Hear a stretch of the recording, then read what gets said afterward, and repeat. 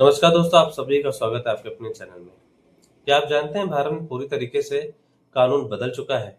IPC, CrPC और evidence act की जगह अब भारत में नए कानून आ चुके हैं। भारतीय न्याय संहिता, भारतीय नागरिक सुरक्षा संहिता और भारतीय साक्ष्य अधिनियम। लेकिन सवाल यह है कि नए कानून में मानवाधिकारों की सुरक्षा को बढ़ाया गया है या उन्हें कम कर दिया गया है। आइए जानते हैं। भारतीय न्याय संहिता का मकसद है न्याय को ज्यादा तेज, मानवीय और आसान बनाना। अब हर केस में टेक्नोलॉजी का उपयोग अहम कर दिया गया है। एफआईआर ऑनलाइन हो सकती है। पुराने कानून में सजा पे ज्यादा फोकस किया जाता था और नए कानून में मान और सम्मान को ज्यादा फोकस किया जाता है। हर नागरिक को कानून में बराबर का हक है। कॉन्स्टिट्यूशन के आर्टिकल 14 to 91 में 14 to 21 में जीवन में समानता, सुरक्षा, स्वतंत्रता की गारंटी देता है। कॉन्स्टिट्यूशन के आर्टिकल 14 to 21 जीवन में समानता, स्वतंत्रता और सुरक्षा की गारंटी देता है। मानवाधिकार आयोग यह सुनिश्चित करता है कि आपके अधिकारों का कोई भी उल्लंघन न कर सके।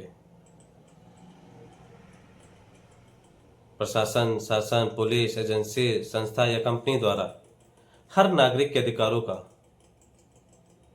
सुरक्षा की जाती है। लेकिन ये जो अधिकार हैं, ये सिर्फ ऐसे ही नहीं चलेंगे।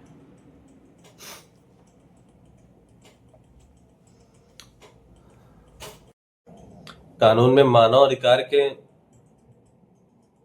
अधिकार को बराबर मेंटेन करने के लिए मानव अधिकार के बारे में बात करते हुए मानव गरिमा, ह्यूमन डिग्निटी के बारे में ज्यादा, इन शब्द पर ज्यादा जोर दिया जाता है कि प्रत्येक व्यक्ति को, चाहे वो क्रिमिनल ही क्यों ना हो, उसको भी समान अधिकार है अपनी बात रखने का। उसको एक पूर्ण अधिकार है अपनी बात रखने का। मानवाधिकार उसके पास भी है कि वो अपना पूर्ण अधिकार है उसको अपनी किसी भी तरीके की बात रखने का। पहले क्या हुआ करता था कि आत्महत्या एक अपराध की श्रेणी में आता था, जबकि नए कानून में अब ये अपराध की श्रेणी में नहीं आता है। इस पे ज्यादातर मानवाधिकार के सम्मान या मानवाधिकार सम्मान और जीवन और उनके समानता के बारे में फोकस किया गया है। तो दोस्तों, अधिकार को जानना मानवाधिकार हमारा जन्मसिद्ध अधिकार है। प्रत्येक व्यक्ति का अधिकार है, प्रत्येक नागरिक का अधिकार है। लेकिन ये सिर्फ ऐसे ही नहीं है, हम सभी को जागरूक होना पड़ेगा। हम सभी को एक दूसरे के लिए बात करनी पड़ेगी। जब हम एक दूसरे के प्रति बात करेंगे, तब हम एक दूसरे के अधिकारों के प्रति बात करेंगे, तब जाकर के ये देश में अच्छे से स्थापित हो पाएगा।